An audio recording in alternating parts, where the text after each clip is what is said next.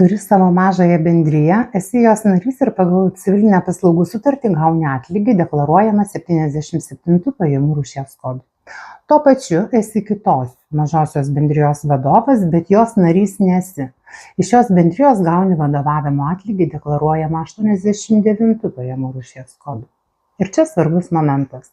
PVM ribai šios pajamos nėra vertinamos atskirai. Nesvarbu, kad viena išmoka deklaruojama 77 kodu, kita 89.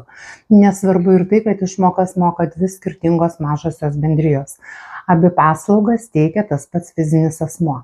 Todėl atlygis už šias paslaugas sumuojamas vertinant 45 000 eurų PVM ribą.